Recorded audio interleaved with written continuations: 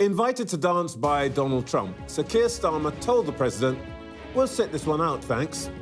It's a popular call. The polls say that most Brits would prefer to stay out of the conflict in the Middle East.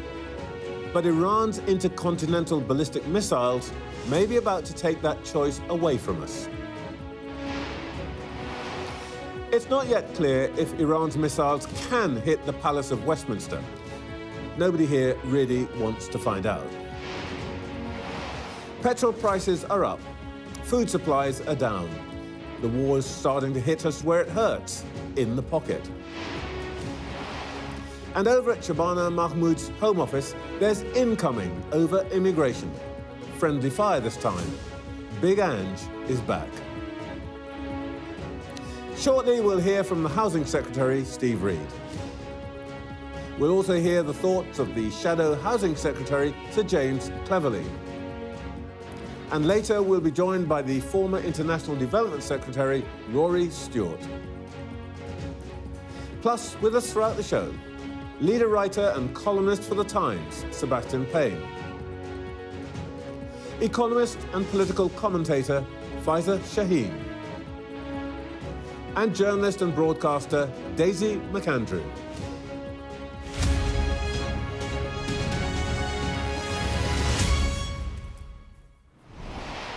Welcome to Sunday Morning with Trevor Phillips.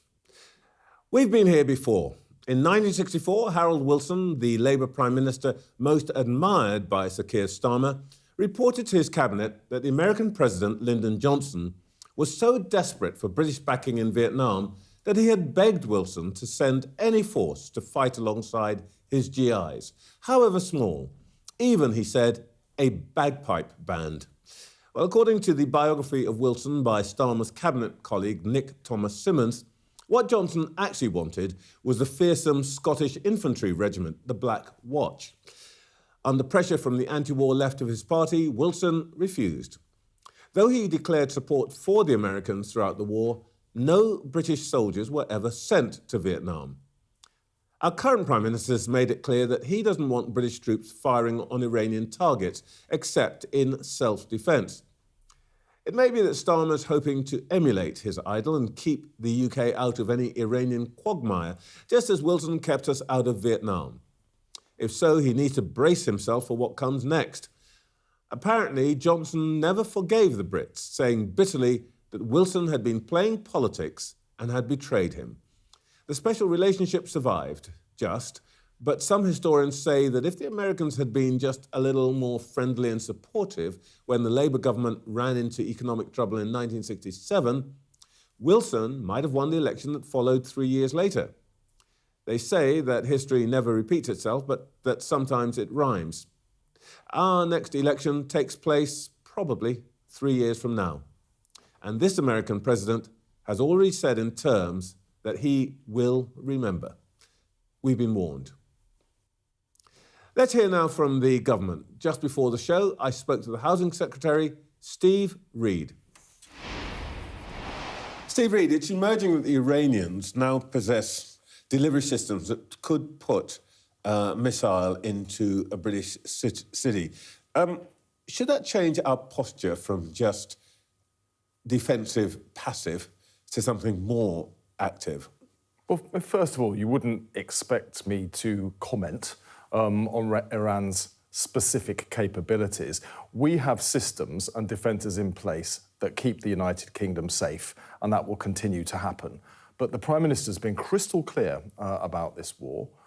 We didn't join the war. We're not going to be dragged into this war, but we will take necessary defensive action to protect British interests, British people, or our allies across the region. I understand what the sort of script is, but the problem you have is that the Iranians aren't sticking to the script. We don't have Israel's Iron Dome. So the military people say sometimes attack is the best form of defence.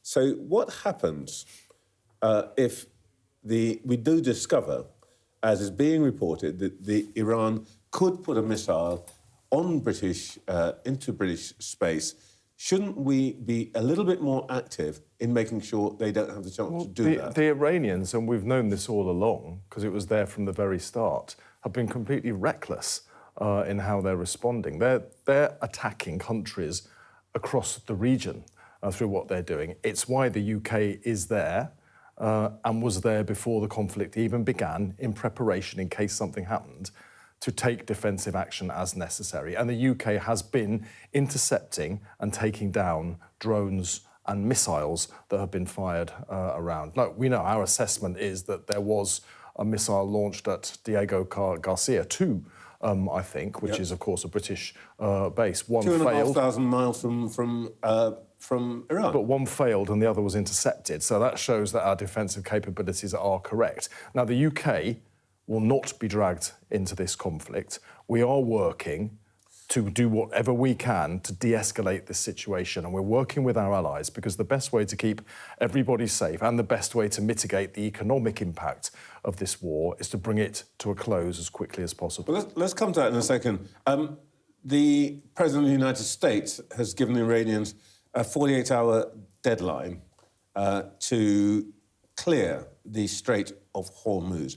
Did he consult us on that, and do we think that's the right thing to do now? Well, I mean, as part, recklessly attacking countries across the region, that's what we're seeing the Iranians doing, and holding the Strait of Hormuz effectively hostage. It's quite right that pressure should be put on them to stop that, but we know the most secure way to end the problems that we're seeing is de-escalation. The government is working with our allies to bring this war to a close as quickly as we can. Mr. Trump is the right thing to do. Mr. Trump is doing exactly the opposite of de-escalation, isn't he? He says 48 hours, make sure that the Strait of Hormuz is open, no mines and so on and so forth, or else we will attack and obliterate, his word, obliterate the largest energy the largest refineries, I should say, in Iran. Well, that's escalation. Well, the US president is perfectly capable of speaking for himself and defending what it is that he's saying. And shouldn't we be saying to him... Our position in the UK is absolutely clear as well. We're not going to be dragged into this war. We will take necessary action to defend British nationals and British interests. You said we will not be dragged into this war, but sometimes circumstances don't give you that choice. What is the government's position on this 48-hour deadline? Are we saying to the Americans, no, don't do this because this is escalating the situation, or are we simply standing on the sidelines waiting to see what happens? Well, I think you need to ask President Trump about the things that President Trump is talking about. Doing. And what we're doing is we have in place the necessary equipment and security structures to keep British nationals and British interests across the region and beyond safe. We're not going to be dragged into the war, but we will protect our own interests in the region. We will work with our allies to de-escalate the situation because we know that the best way to protect our security and indeed the economic interests that we have is to bring this conflict to a close as quickly as we can. You say de-escalate. Donald Trump says that we're cowards. Well, use that word, cowards. I think Donald Trump, as the President of the United States, can speak for himself and the language that he chooses to use. He's our ally. He said similar things, didn't he, about what had gone on in Afghanistan and had to clarify that subsequently. The UK is not going to be drawn into this war, and we will do what we need to do to de-escalate it, because that is in the national interest of our country, and it's in the interest of British people who have concerns, legitimate concerns, about the impact that this conflict is having on our economy. Yeah, but, you know, you say that we're not going to be dragged into it and all of that. From Mr. Trump's point of view, the White House's point of view, they would say, we've got a point, really. You Brits are saying you support us, but actually when it comes to the sharp end, you're all mouth and no trousers. Well, it is not the first time in history that the United Kingdom and a British Prime Minister has taken a different view from the US President. It happened in Vietnam as well. We have a long and enduring special relationship with the United States that can withstand differences like that. But the Prime Minister has judged, and the British people back him, that it is not in our interest to join this war. But of course, any responsible government will seek to defend and protect British interests and British people, that's precisely what we're doing. And I think the calm, steady leadership we've had from the Prime Minister on this situation has been absolutely right at this time of crisis. Does the government have a plan for shortages of petrol and food? Well, the government is monitoring this situation hour by hour. I mean, you know, you're covering the news constantly. The situation keeps changing. So, of course, we need to be prepared for any eventuality. But the government has stepped in already. We announced last week £53 million to support households who have seen a big increase in the costs of heating oil. We'll keep monitoring the situation, and as it's required, there will be further announcements. Yes, but when I ask about a plan, I don't mean have we got some measures that might respond to something that's happening today. We could find ourselves in a situation where there isn't enough fuel for example, emergency vehicles, where there are shortages of foodstuffs and so on. We've been here before in recent times. I suppose the question I'm really asking is there a contingency plan? Because actually, the most alarming thing for people, I know you don't want to alarm people, but the most alarming thing would be to hear that the government isn't prepared for Well, there's always a contingency plan, Trevor. You know, I saw those reports, we had them in a couple of papers, didn't we, for a few days last week, about there only being a certain number of days' supply. That was inaccurate. It was wrong.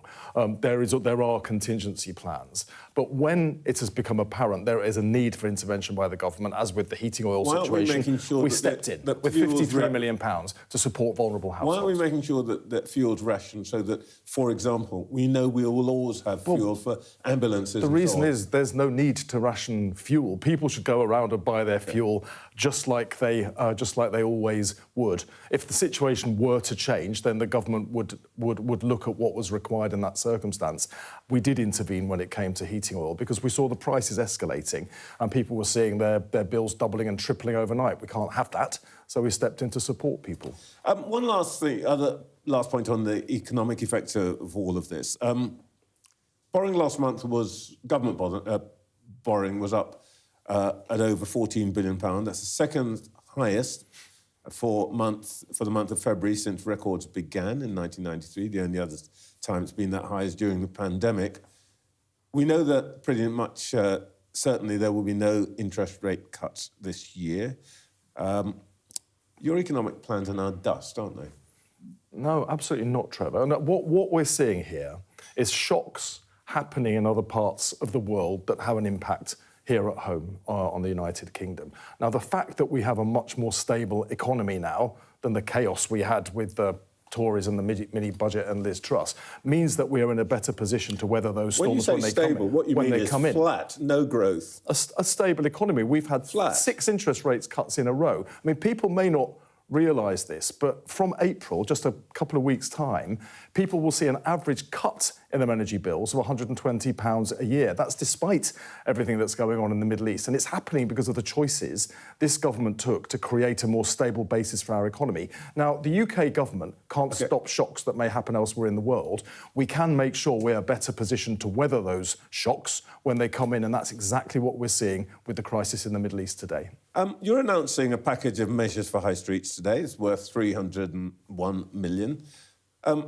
I take it this is the same money you told me about when we last spoke in February. Trevor, that's unworthy of you. This is double the amount of money. There was 150 million, now we've doubled that to £300 million. So we're going to work with local authorities and we're going to work with local leaders and communities to pilot what it is that our high streets need to become. At a time when retail has moved online, what do high streets need to be? We don't want to see them hollowed out, boarded up, shuttered, as was happening under the Conservatives. So what do we need to do to bring footfall back? What kind of leisure offers, what kind of small business offers, what kind of independent shops do we want to make our high streets thrive? This money will allow us to explore that. The reason I referred to the last time we spoke is that I didn't get to ask you this question last time.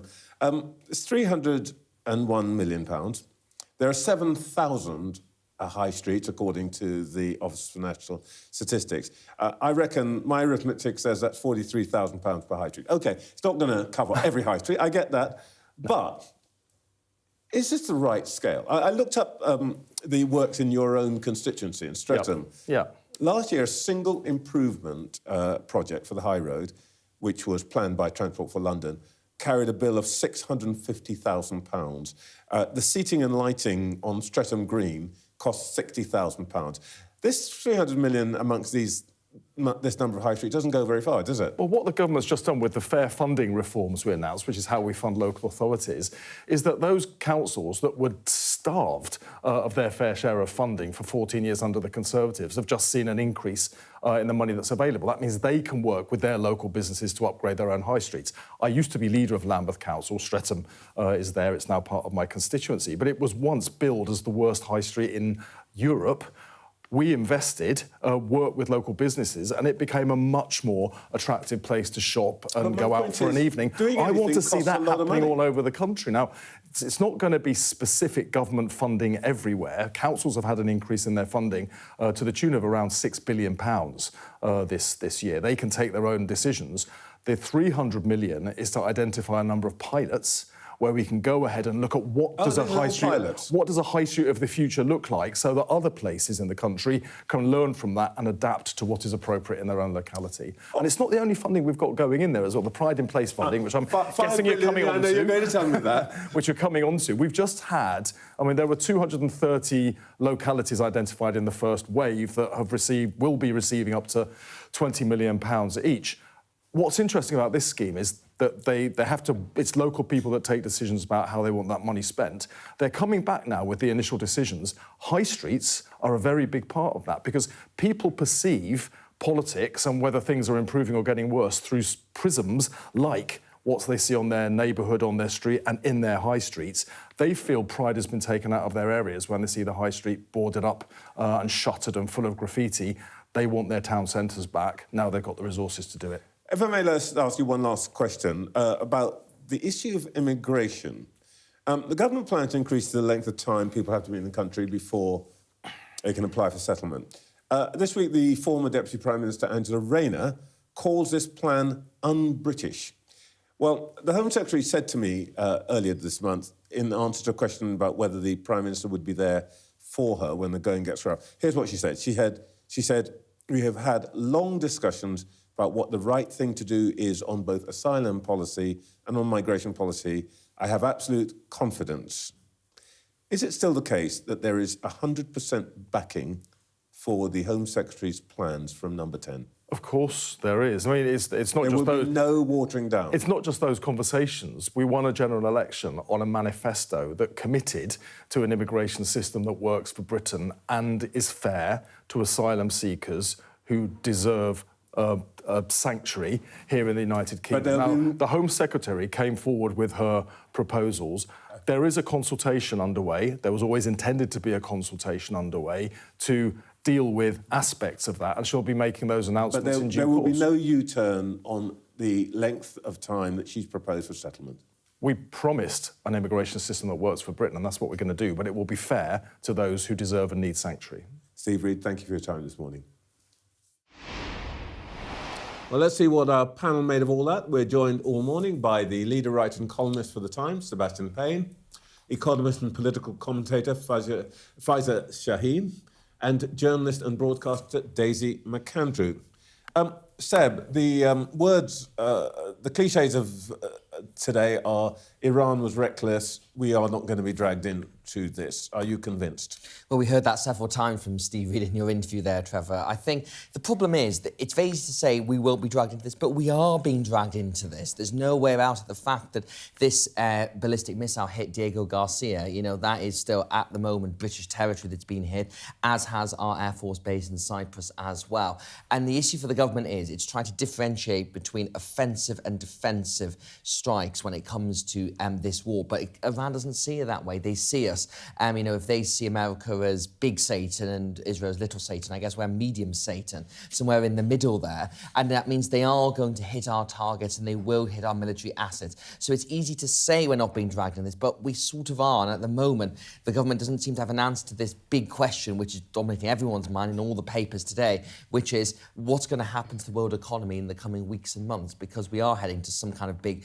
global grind down if oil supplies don't get further. So this issue about whether involved or not feels a bit of a kind of, it's a red herring from the real economic issue. I want to come back to the impact on the economy in a moment. Faiza, what do you think this is the government's posture in relation to the White House's demands. Is that going to be able to hold, do you think? Well, I think there's a big gap here between the rhetoric that we're hearing and the reality.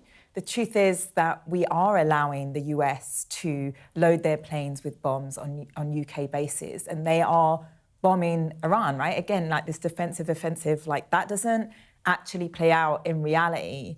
And I think the government thinks they can play the public here because the public is against this war and they can somehow appease Trump to some extent. So I think that is what's going on. It won't hold. Yeah, absolutely. The more this drags on, the more we are dragged into it. And they use that line, the scripted line, but the reality is far from that. And actually, we also helped Trump get to this place where he thinks he can behave like this because we literally rolled the red carpet out for him in September. We have gone soft on him. We've gone along with him every stage. And, it's interesting to hear, obviously talk about Iran. And then when it comes to the US, they won't say anything. And obviously the other big player, Israel, we've absolutely been soft on them. We've been complicit. We've helped them in their efforts in Gaza. And so, this is part of our making, how we behave in the world.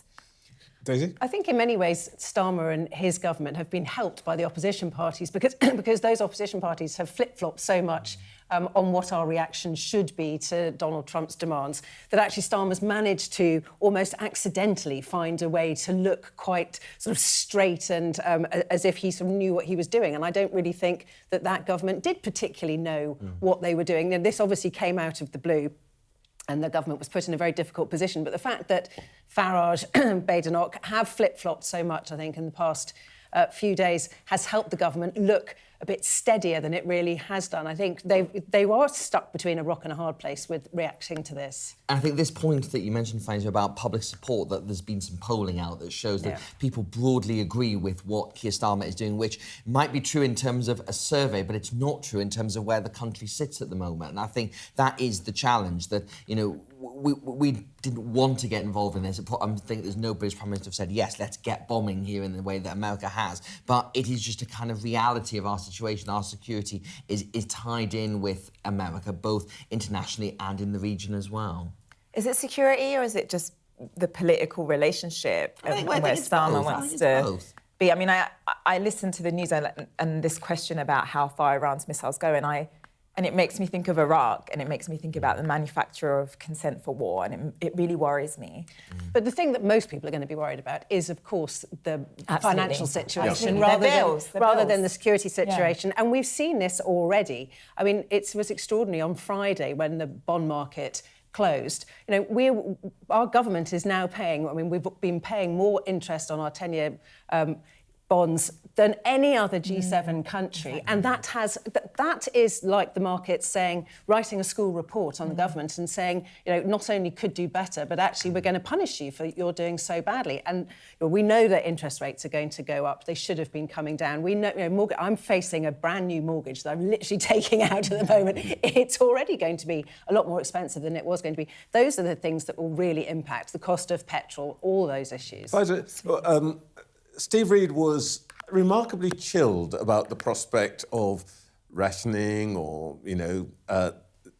food being held up, food deliveries being held up in the Middle East and so on and so forth.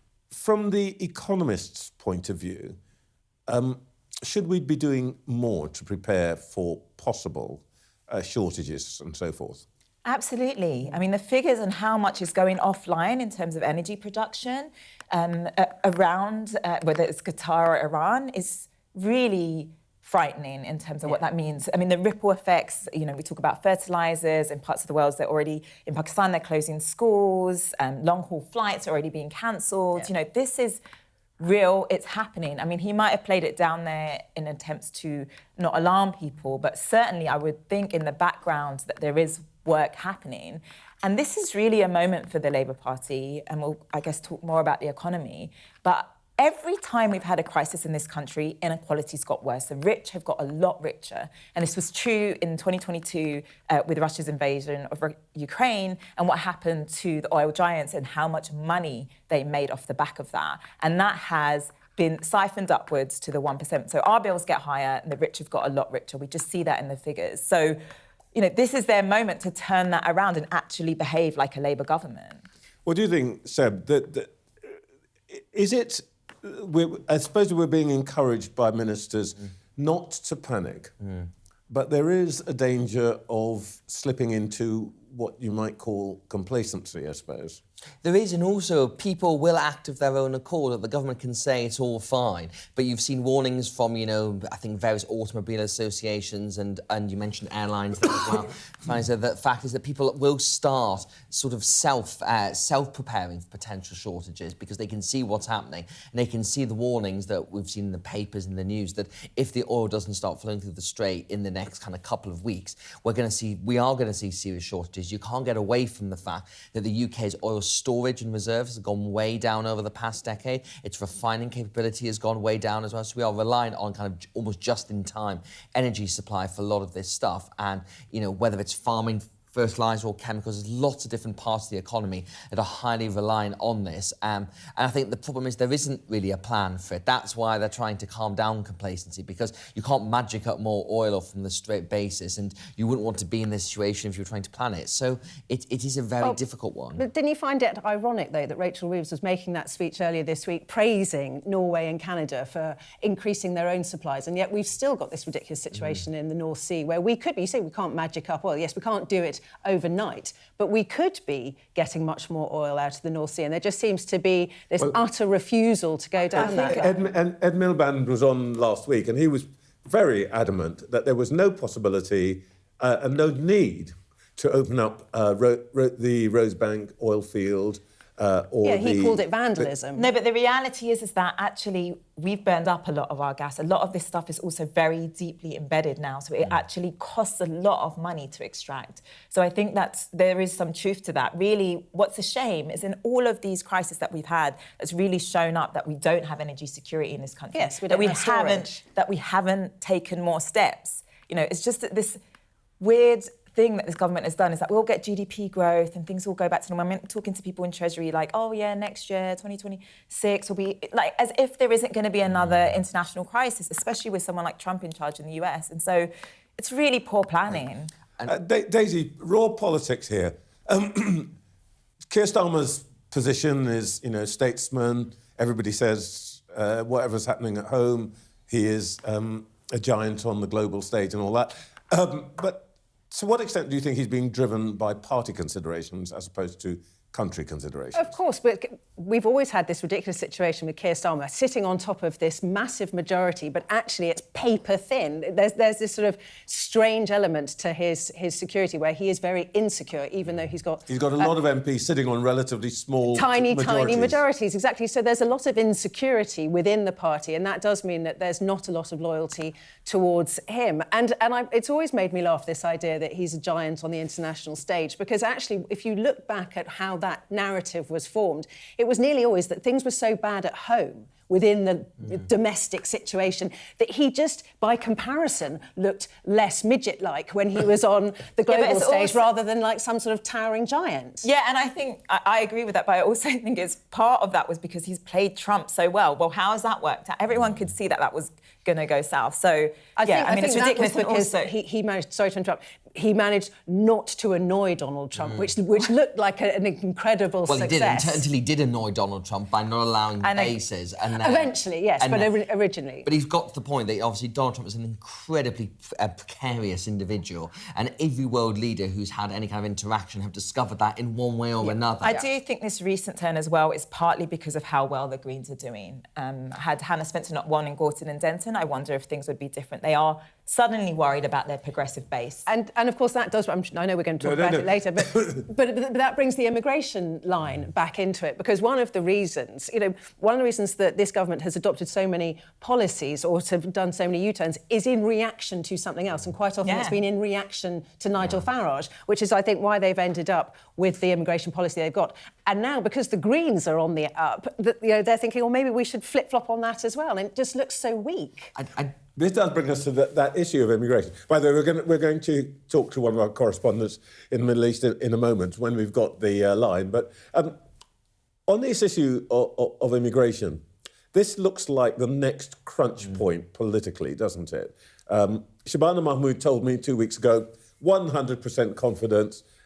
Steve Reed said this morning, yes, we are definitely going to solve this problem. He didn't quite say we're not going to change our position. There's a consultation going on and so on.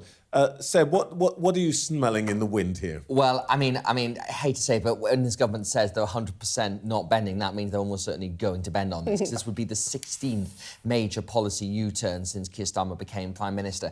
All this is because of one person, and that's Angela Rayner. And Number 10 are petrified of Miss Rayner and what she's doing and how she's potentially observing the scene for a leadership bid at some point in the future. And she spoke at this event in Westminster, just up the road here in a pub, and I've been to probably hundreds of these things over the years for my sins. And you know exactly... We feel your pain, I know someone has to do it. But you go to these things and you know exactly what's going on, making a couple of records, doesn't mention anyone by name, doesn't mention the Home Secretary, doesn't mention the Prime Minister, but set out a series of very caustic comments that basically said that the reforms to indefinite leave to remain are un-British, they're unjust, and they're not against what she described as Labour values. And as soon as she said that, that started the stopwatch on the next U-turn. And I think the issue is that the Home Secretary is doing this against the natural instinct of the Labour Party. You know, she was challenging her own party when they were looking at those voters who've left Labour for reform. Whereas now, as you were saying, Faiza, the focus in the leadership now is about the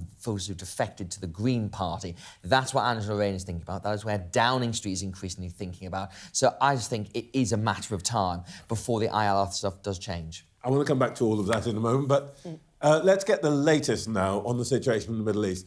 Our international affairs editor, Dominic Waghorn, and his team have spent a week in Iran looking at the impact of the war on the economy and how civilians are coping. And we're going to see a bit of what he saw first, and I'll come to Dominic. In Tehran, a new era has begun, of sorts. Not the one America or Israel wanted. The Ayatollah is dead. Long live the Ayatollah, his son. Iran's airspace closed. We came overland to witness the impact of this war on the ground as it continues to escalate. In an exclusive interview with Iran's Deputy Foreign Minister, an ominous warning as speculation grows that America may next send in troops. Even suggesting that a foreign country can put boots on the ground of another country, invade another country, occupy the land of another country, is something very much rogue, very reckless, illegal, and against all international law. There are thousands of US Marines on the way. What happens if they get used, do you think? We defend. What does that mean, though, for these Marines if they were to land in Kharg Island? Just read what happened in Vietnam. Well, Dominic joins us now from Turkey, having left Iran. And we're also joined by NBC News' chief foreign correspondent, Richard Engel, who is in Israel. Dom, let's start with you.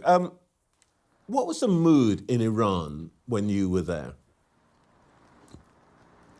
The mood, Trevor, is subdued. It's very tense. In Tehran, it's a city under regular bombardment.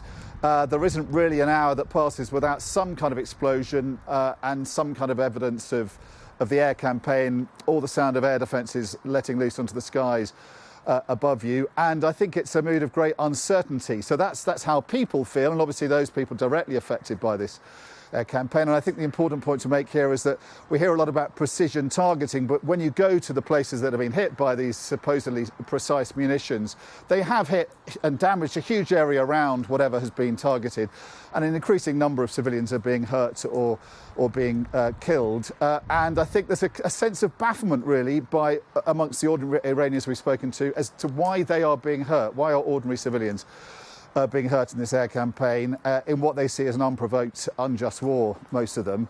At an official level, the mood is one of defiance and a determination to survive, as we heard there from that Deputy Foreign Minister. And there's a sense that this is a government that has been preparing for this war for a long time, has built in resilience, and is rather sort of hydra-headed, because it is taking a beating from the skies from Israel and America, particularly at a sort of leadership level, one official after another being taken out very effectively by the Israelis in particular.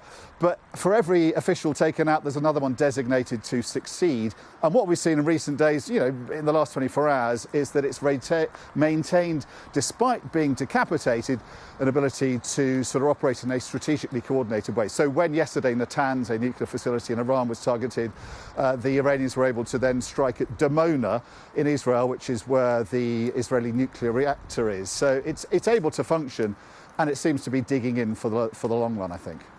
How should we read this news out of Washington that Mr. Trump says that there's 48 hours, but more importantly, from where you've been, that Iran has responded by saying that it will cooperate with the International Maritime Organization. Is that a sign that Iran is ready to talk?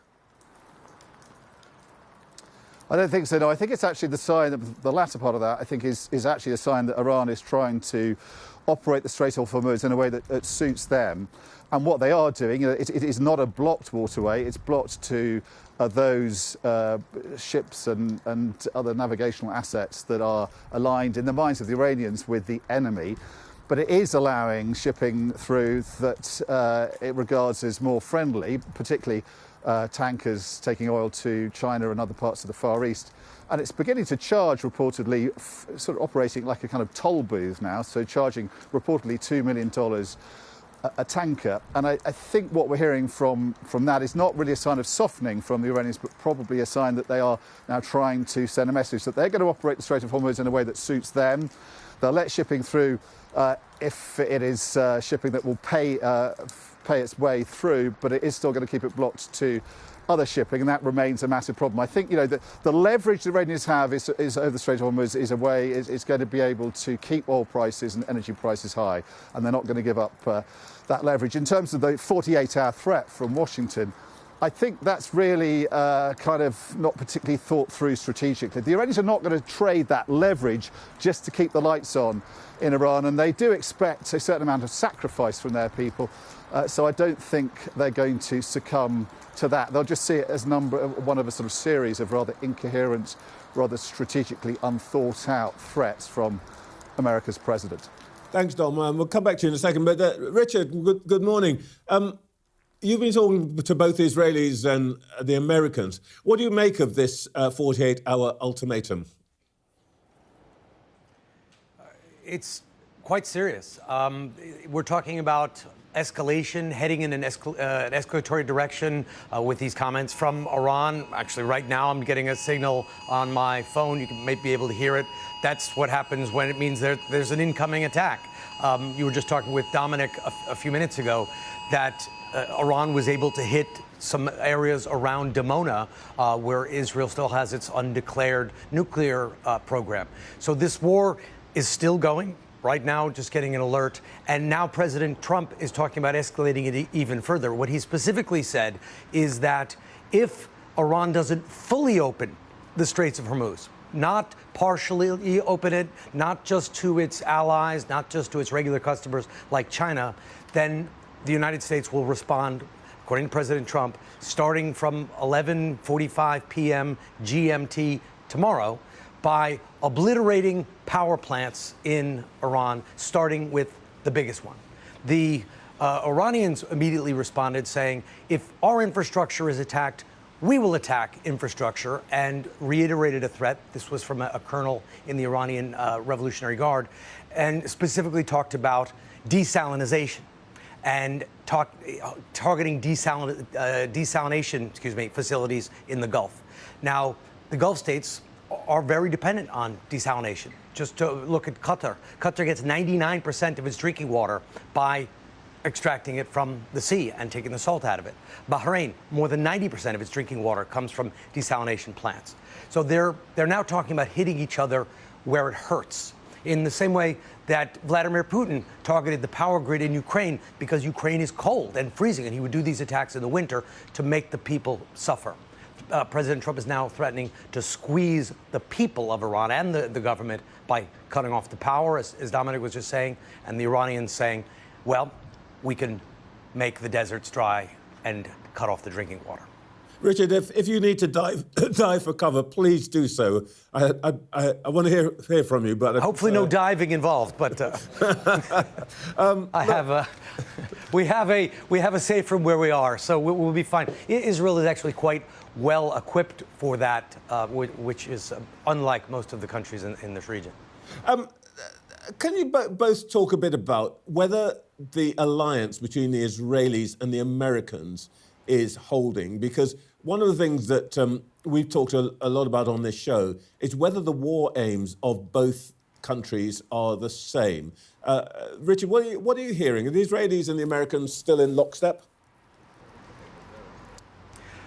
So, as terms of the tactical part of this war, the day-to-day military operations, yes, they're in lockstep. They coordinate very closely. The two militaries, they're not operating in a joint command, but almost a joint command, a united front, hand in glove, I think you could say.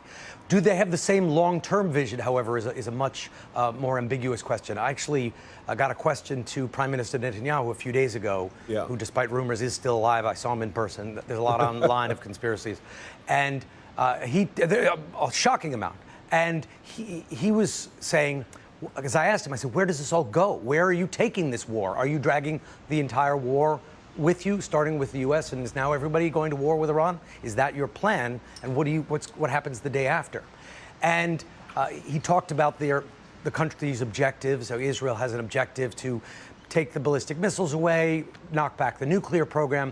But then he quite quickly shifted to talking about rearranging how oil flows across the region, how there should be pipelines that take Middle Eastern oil, and instead of sending it through the Strait of Hormuz, they could have pipelines that go overland to the coast in Israel. So really changing the political and economic geography of the region and the power balances in the region.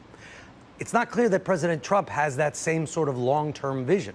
Some days he's talking about de-escalating. Some days he says they've already won. But he's talked about how they need the Americans need European help. Then he says he can go it alone. So it seems that Prime Minister Netanyahu very much has a multi-generational plan for where this war goes, while President Trump is sending a lot of troops, but keeps shifting the reasons why and how long they're going to be here and what their purpose is. Richard, I watched your exchange with Prime Minister Netanyahu, and I felt for you. He managed to talk for 6 minutes without actually coming near answering your question. Familiar feeling.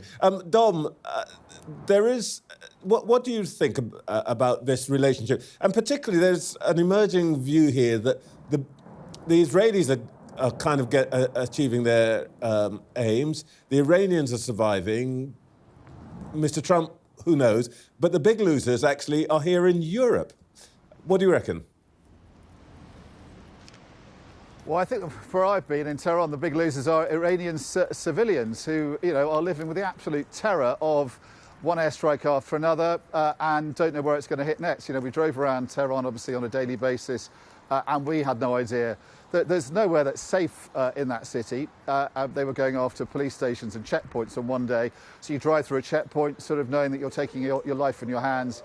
And every Iranian we spoke to, one woman, we were in a lift and she got into the lift with us. She was physically shaking. Her hands were shaking. And, she's never been through anything like this. None of these Iranian civilians we met had either. We talked to a mother whose daughter was lying in intensive care, her 4-year-old daughter, dying in intensive care. The doctors say she's not going to make it. And she has no comprehension of what's happened to her family or why it's happened. And this whole idea that precision targeted strikes means very little. And if you're a man going off to work, as one guy we spoke to, he was hit by a bit of shrapnel that had flown 3 blocks from where the explosion happened. So I think they are the big losers, the Iranian citizens, but also I think the people of the Gulf, obviously, they are looking at their entire economic model, the whole business plan being destroyed. If Donald Trump goes after the power plants in Iran, as Richard was saying there, the Iranians are going to go after their gas, their oil infrastructure, their desalination plants. And I don't think that calculus really is working as effectively as it should in Washington. If we're talking about a ground war, a long war, that is going to decimate the economic infrastructure of the Gulf, and that is going to affect all of us. Dominic Waghorn, Richard Engel, thank you so much for your time this morning. Really, really fascinating. And now you can listen to the World podcast with Richard Engel and my colleague Yalda Hakim by scanning the QR code that's turning up on your screen right now. Now, just before this show, I was joined by the Shadow Housing Secretary, Sir James Cleverly. James Cleverly, can we get one thing clear? Should Britain have joined the American action in Iran from the start? And if asked, should we now be joining in offensive sorties against Iran? Well, our position from the Conservative Party has been consistent on this, and Kemi's made it clear that what we should have done is allowed the US to use its assets that were on our bases. And this has been our position throughout. Starmer's changed his position on this, originally not allowing the bases, now allowing the bases, saying that we should protect shipping in the Straits of Hormuz, but not deploying HMS Dragon. So the government's position has been chopping and changing. And because of that, we've been losing credibility. So the idea that Keir Starmer was going to keep us out of this conflict, we now know it's nonsense. We're hearing reports that the Iranians have been targeting Diego Garcia. They've targeted British bases in Cyprus, in Bahrain, where there are British military people. So Starmer's kind of keep out of it strategy has not worked. But we've also, because he's just been a bit of a bystander, we've alienated some of our closest allies in the world. You say it's been clear. It wasn't entirely clear from your leader that, as you've been quite precise about it this morning, that the Americans should be enabled to use their own assets on our bases. No, that's what you just said. And that's what that's a word you just used. Absolutely, and that's what Kemi has always said. Now, I don't think she, to be honest, I don't think she used those words. So Starmer and others have tried to redefine what Kemi said, but Kemi has said very clearly that we should have allowed our allies to use our bases. That is not the same as our equipment. Sorry, our forces engaged in those initial strikes. Ah, OK. So where are you now on our forces being engaged in conflict over Iran? Well, should we be flying sorties? Thing is, we're now being not just defensive. Thing is, we are now being targeted. And again, this is one of these things where people are using language, and this is not me, criticising you, but people are using language saying defensive, offensive. When we're being targeted, when our British nationals are being targeted, military bases are being targeted, our interests are being targeted, it is a defensive action to take military action in response to that. Now, exactly the nature of that will depend on what the mix of requirements are from allies. But the point is, Starmer has taken this, if I just pretend I'm not involved, somehow we'll keep it, and it's just not working. We do not yet know for certain whether Iran can put a missile into a British city, but there suggest reports this morning that they now have that, they do have that capability. Should we essentially be, if you like, preempting that by action against Iran? What is your view about the way that would change the situation? So I hope you'll understand, I'm going to be very, very cautious about speculating about what our response might be if reports are true. There are a number of contingent elements to that, and I don't think it's useful for me, particularly as a former foreign secretary, to start setting hairs running. I understand that. Because the Iranian regime are very, very good at disinformation, and they're very good at twisting anything that might go out on broadcast. So we don't know yet what their full capabilities are, but the fact is we know that we have been an Iranian target for years. We know that there have been attacks on British soil. We know there have been attacks against British nationals internationally. We know that British dual nationals were kidnapped and ransomed by the Iranian regime. So we have been in their crosshairs for quite some time. But forgive me, I'm not going to speculate on what our response should be in the event that they have a particular capability. OK. How do you respond to the President Trump's accusation that we and other Europeans are cowards? It's inappropriate language. Look, we know that President Trump shoots from the hip when it comes to his description of things. I think that's deeply unfair. However, I don't think it has been helped by the fact that our Prime Minister has sat on his hands at a time when the Canadians, a left-of-centre government, were supportive of the action against Iran. Australia, a left-of-centre government, supportive of the action against Iran. So it's not a left-right split. And the fact is, Keir Starmer was equivocal, he was dithering, he was undecided, and that, I fear, has undermined our standing in the world. Of course, the war is coming home, or to some extent, petrol prices up and so forth. You will have had to think about contingency planning when you were in office.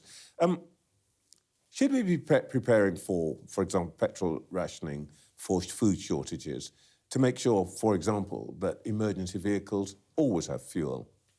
Well, the first thing we should do as a government, or the first thing Labour should do, is not make the problem worse by ramping up the taxes on fuel, which at the moment is exactly what they are earmarking. Now, we've got a cheap energy plan, and that involves opening up fields. Well, that might make more sense, fields. actually, to discourage people from using fuel right now. Well, the point is that the cost of fuel, which is going up, is driven in significant part by the tax regime that the government is putting in place. So we've said a lot of these green taxes were put in place when the world was in a very, very different state and are now inappropriate and counterproductive. So we're saying we should reduce those to make sure that we are not imposing additional unnecessary costs on consumers. Yeah, but I'm asking you about planning now. But also, what we are saying that we should open up those oil and gas fields in the North Sea. That enhances our resilience. Now, that's not instant, but that could have been done. But also now what we're saying is that the government should be doing those things today, which will alleviate the problem in the near future. We're not in government at the moment, but what we're saying is there are things the government can do now to make sure this situation doesn't get worse. There's been some controversy this week about your colleague Nick Timothy's comment on the sight of hundreds of Muslims praying in Trafalgar Square. Does it offend you as much as it offends Nick Timothy and apparently Kemi Badenoch? Well, I mean, I don't know whether it's a thing about offence, but what both Nick and Kemi have said, and I've said this, and I completely agree, is that there are parameters and norms within the UK. So, for example, the downgrading of the status of women, that's not appropriate in the UK. And when you have an event in a public space where women so visibly pushed to the back, both literally and metaphorically, that is out of... That wasn't the original objection. The original objection was it appeared to be an act of domination. But the point is, and this is Nick has written about this, and he's very thoughtful about these things, and Kemi spoke about this on Friday, where we have got to make some choices as a society where there are things... Look, we believe in freedom of religion, but also what we believe in is that there are certain parameters within British society, and when those things are in conflict, we have got to prioritise... What is not clear is why this is in conflict with anything. Next week, there'll be Palm Sunday parades, probably one in your constituency, and that will involve hundreds of people. Just 1 in 10 people perform an act of Christian worship each week. Why is this so different to that? Well, I don't think the Palm Sunday celebrations will see, in a public space... Yeah, you're going to have a donkey in the streets with loads of people... Yeah, the downgrading of the status of women, for example, which is at odds... So that's now the objection. The objection is not having hundreds of Muslims in Trafalgar Square. It's that women prayed separately. No, but the point is, that event, which bear in mind, Keir Starmer pulled out of... Yeah, so it's quite hypocritical of him now criticising Conservatives. When he pulled out of an event organised by the same people because he said that they... were a bit too close to organisations that he's uncomfortable with. So he's changed his tune, unsurprisingly. But the point is, we need to have a debate about this, and Nick has been written very thoughtfully about the reason why something which very publicly is in conflict with some of the core philosophies of our country, is something that we need to discuss. And for Keir Starmer to say that a politician should be fired even for discussing how faith and society intermesh, I think is quite an extreme response from Starmer. James Cleverly, thank you for your time. Cheers. OK, we'll hear the thoughts of our panel, but first we've got to earn some money. There's a break now.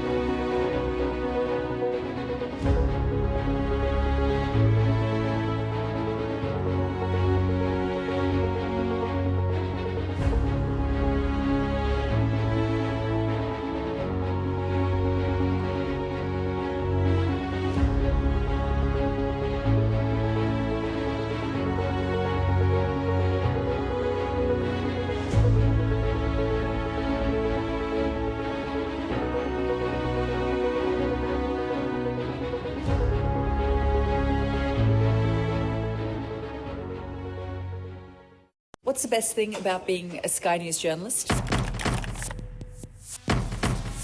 Who's funnier? Being a Sky News journalist. A special edition of The World with me, Yalda Hakim. Pakistan has the right to respond. You're like, what? A historic day here today. Congratulations, this is a huge moment. But what happens now? What's the best thing about being a Sky News presenter?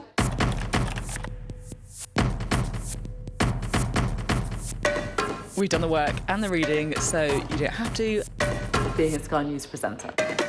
Hello and welcome. Westminster, the heart of British politics. I'm so sorry about what happened to you. So what on earth is going on? It's not true. Can I tell you what I think? It's really unusual. Mornings with Rich and Frost. Let's crack on. Let's get started. Well, back to our panel. We have in our studio this morning Sebastian Payne, Faiza Shaheen and Daisy McAndrew. Daisy, the position that James cleverly was trying to describe on this issue of prayers in Trafalgar Square, still seems to me not entirely clear. No, and I do have some sympathy that it is a really difficult issue, this. I mean, I personally have had very, very heated debates with very close friends about this exact issue this week, and I see why something like the pictures of the prayers in Trafalgar are very, very triggering for some people. And there are people who think, well, this wouldn't be allowed in France, this wouldn't be allowed in America. Why do we have to allow it? My personal view is it's not hurting anybody. I don't see the problem. It's been happening for 9 years, and it's interesting that now it's causing so much controversy. And I think that's because over the last 9 years, we as a country have got more and more divided. There are more people who are very uneasy about immigration, and therefore there is more Islamophobia coming into the country, and it's becoming more acceptable to say things now that weren't acceptable 9 years ago. So there has been a change, and I think politicians need to understand that that change has happened and people are more upset about it than they used to be. Just as a matter of fact, I think if anybody was alarmed by what they saw in Trafalgar Square, they should have gone to Birmingham, where I think actually I have a feeling that the iftar in the small Heath Park was something like 30,000 people. I mean, can we just please just stop? This is just out of control, Islamophobia. And I have to say, I'm a Muslim woman, and it's horrible how we've just become more and more hostile. And over the years, more stories that we're some kind of separate population. You know, I was brought up in a religious family. You know, many of us, most of us, partake in society, have the same problems as everyone else, how to pay our bills, how to get along with our neighbours, you know, the same worries about our kids' education and their futures. And we are laid out as somehow different to other British people when we are British just like others. And, you know, my heritage is through the British Empire. My dad used to sing the British anthem every day growing up in the Fiji Islands, all the way in the other side of the world. And I just think this was a cheap shot, classic. Let's blame Muslims. That's what happens all the time now. We saw it after the vote in Gorton and Denton. And it's really demeaning for this country and the values that we have. Let me put the case that's been made to Pfizer, though, which is that the claim that is made in the invocation, which is the Adhan, that there's only one God, etc., was described by Nick Timothy, and there are other people who've now said this, that this is, if you like, an assertive, almost aggressive claim that would be interpreted as something hostile by people who are not of the faith. Well, look, it's a public place and there's different festivals that are celebrated there, whether it be Jewish people, Hindus, whoever. I, for one, welcome living in a society where different people can practice their faith and we can have those sorts of celebrations and get-togethers. Ramadan is a really important time for us, and there are many Muslims living in London. It's not a surprise that we would have some kind of public iftar. And I think that people need to remember that in these prayers, as in many other religions' prayers, those are for the community in which practice that. So, you know, you can take it as some kind of hostility, but actually it's not. It's people practicing their faith. I think we are... This is outline of a debate that I think has become increasingly potent about if and how we are a multi-faith society, because I think when you look at some of the various things the Conservatives have said on this, there's a bit of lack of clarity about some of this. On the one hand, is this about equality, aka, you know, you've got men, women together or separately, so you've had some, and James cleverly talked about that in this instance as well. But Trafalgar Square has been a place where many different religions, you know, that you've seen Chanukah celebrations there, you will see, as you say, Palm Sunday celebrations, your Christmas tree there, you know, it's kind of been that basis. And I think the issue that Nick Timothy's focused on is this question about where does this sit in the context of a multi-faith society. And Reform have been saying, you know, we are already a Christian country, that is the dominant faith, and other faiths kind of come below that. But I think if we are a multi-faith society, you've got to have some give and take on this kind of stuff. OK. In just a moment, I'll speak to the former International Development Secretary, Rory Stewart.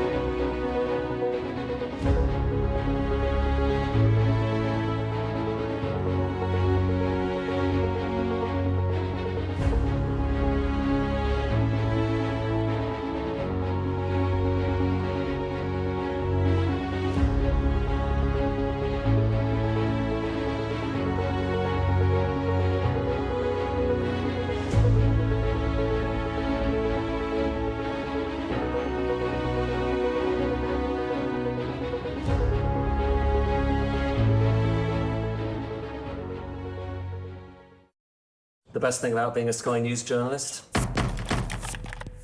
I'm going to take you behind the scenes here for Election Night Live. They have gone up and up. Being a Sky News journalist. Ed Conway, Sky News, is anyone going to talk to us? Mortgage rates did go up very sharply during your time in office. Here it is. First off, just the scale of what we're looking at. Our data shows it's been happening. Question is, why it hasn't been stopped. I'm joined now by the former International Development Secretary, Rory Stewart. Rory, you are, if you like, not just an expert, but you spend a lot of time in this region, not just in politics, but with, as it were, with the people.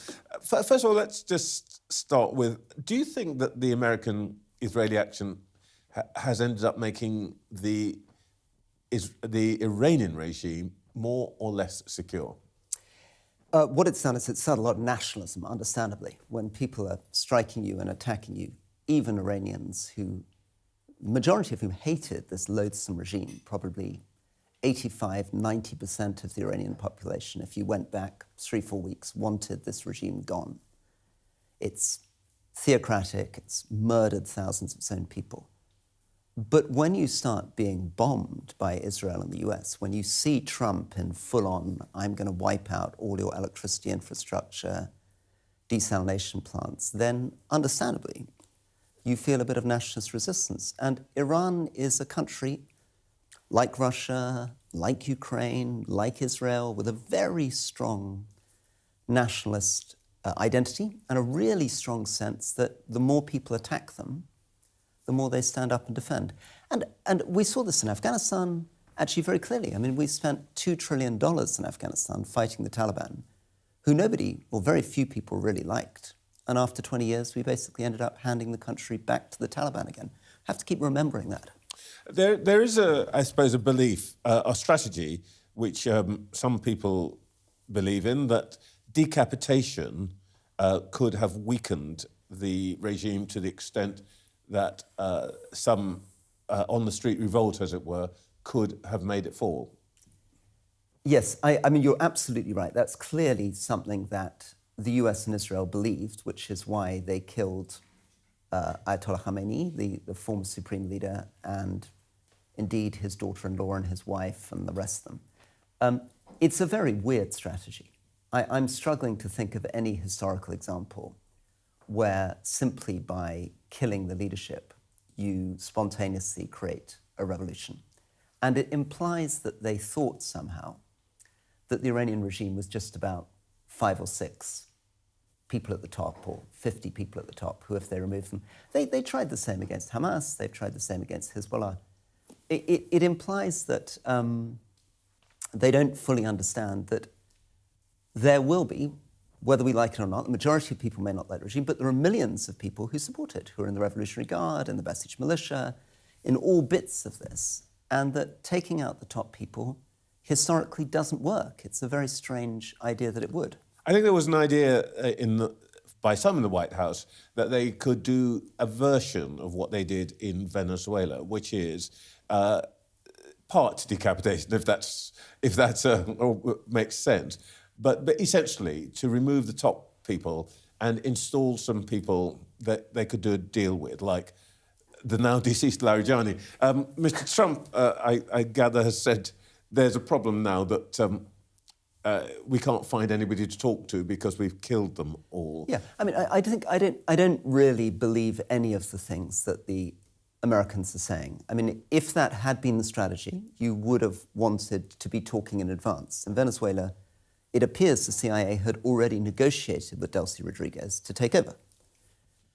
There's no sign at all that they had identified people, secured them, had conversations with them. And it's also very difficult to believe that that would work. I mean, this is not Venezuela. This is a regime which, for nearly 50 years, has been about the Islamic Revolution, about opposing the US, about opposing Israel.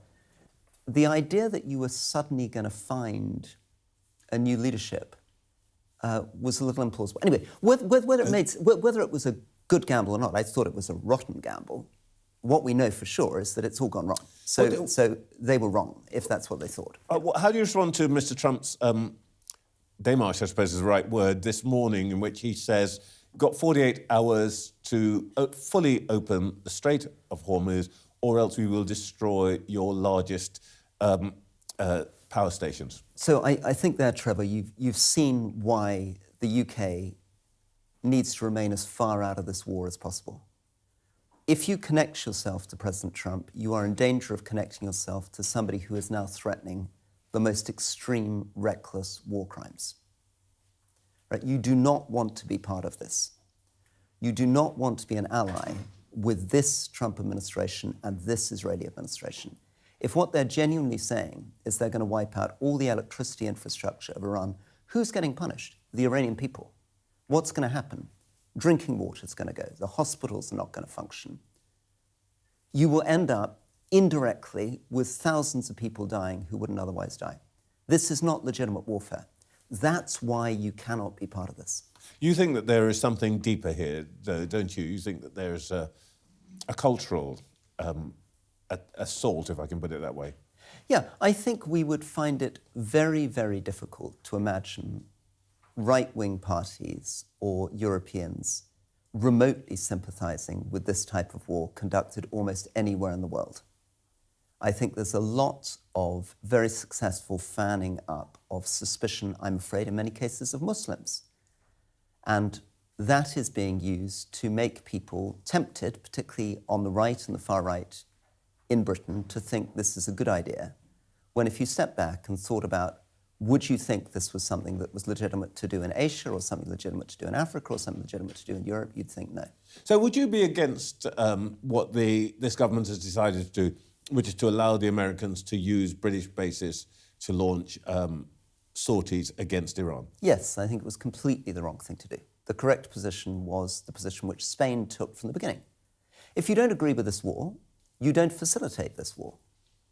In effect, what they've done is they have become, under international law, a party to this war. Once you start allowing the US to use your bases, and they're saying it's for very limited purposes, there's been some very, very good reporting on what's going on from those bases. It certainly doesn't look as though the US is using British bases for limited purposes. It looks pretty much as though the US are doing whatever they want with those bases. What are you hearing from the rest of the Middle East, specifically from the Arab world? And of course, you've lived in the Arab world for a long time.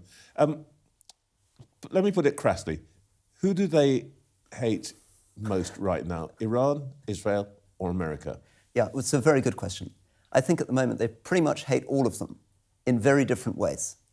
Essentially, this action has put back the economies of the Gulf by 10 or 15 years.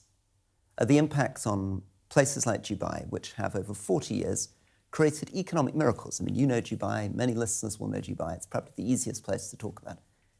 In a sense, it's heartbreaking.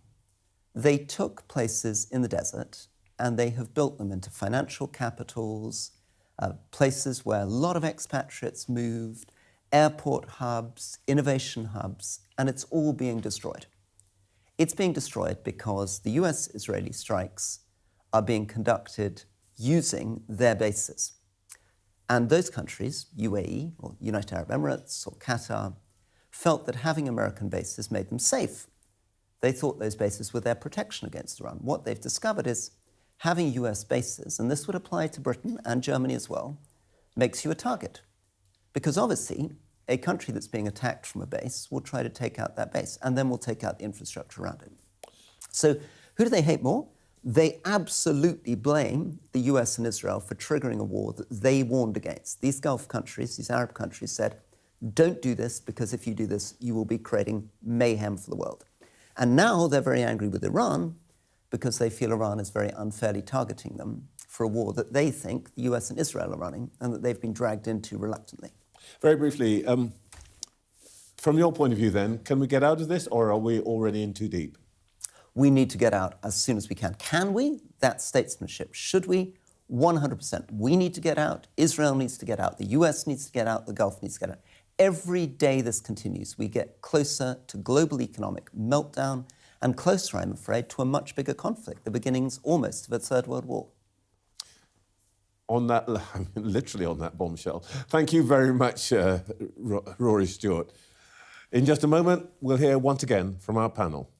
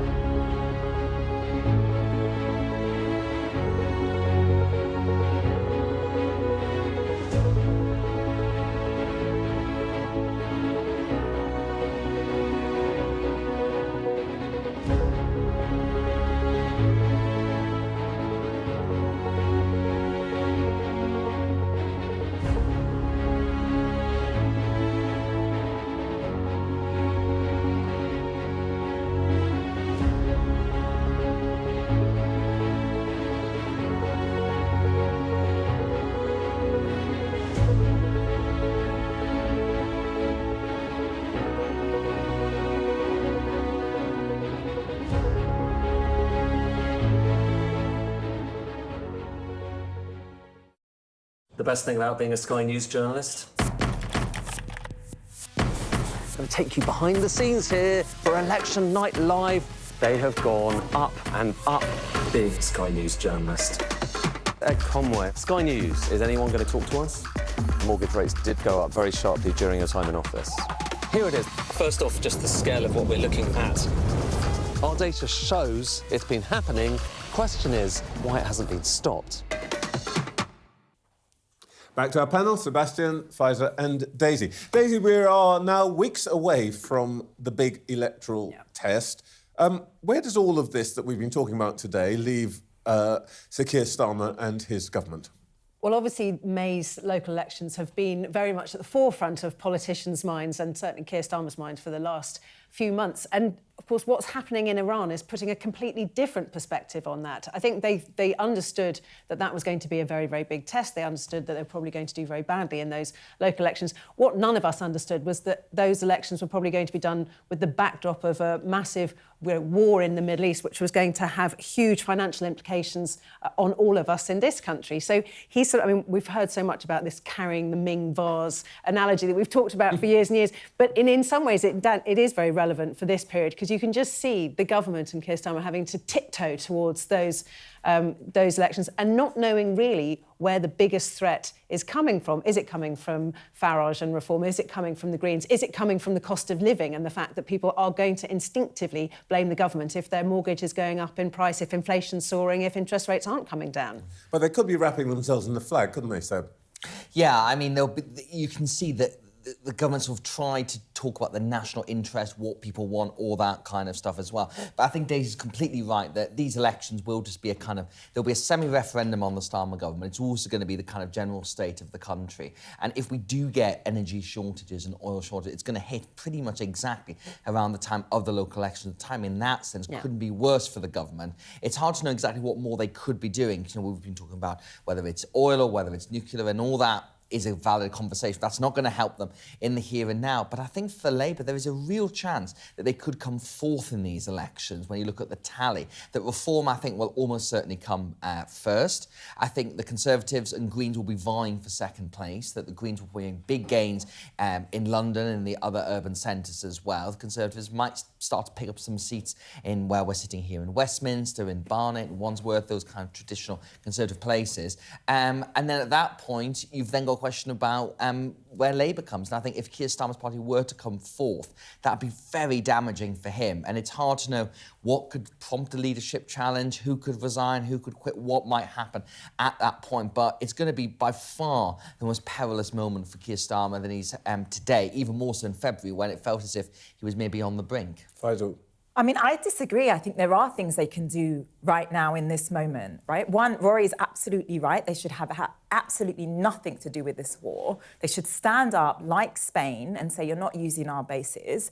That will send a signal to the population that this is actually a bold government. Secondly, they can say, we're going to stop access profits from oil and gas, and we are going to keep an eye on price gouging. I worked with the Spanish, Norwegian, German governments as Ukraine was being invaded by Russia, and I saw what different governments were doing. Sweden, they moved quickly to help cost of living crisis. You know, they actually was working with Uruguay during COVID. They came forward with a solidarity tax on the richest and said that was going to be used to support people. There are things that they can do rhetorically and policy-wise in this moment to say, we are not going to just allow these profits to go upwards, billionaires to be fine. We are keeping an eye on the majority here, and we are going to be there with you. And if they do that, and they did that well, I don't think they will. I was part of the Labour Party. I know they don't like talking about corporate profits and the rest of it, but if they did that, that would send a signal that could potentially help them. It's not going to mean they come first, but it could help them. I think the difference with Spain, though, of course, is Spain is not a major defence power in the same that the UK is. And also, Spain doesn't have massive amounts of American troops based here. And it's not a kind of significant nuclear member of NATO. So I think they can take a very different position. It's easy for them. It's easier for them. And I think on the energy... It might be easier, but it's not impossible for us to take the same position. OK, I wish we could talk more, but we have no more time, because that's it for this week's show. I'll be back next Sunday at 8:30 in the morning. See you then.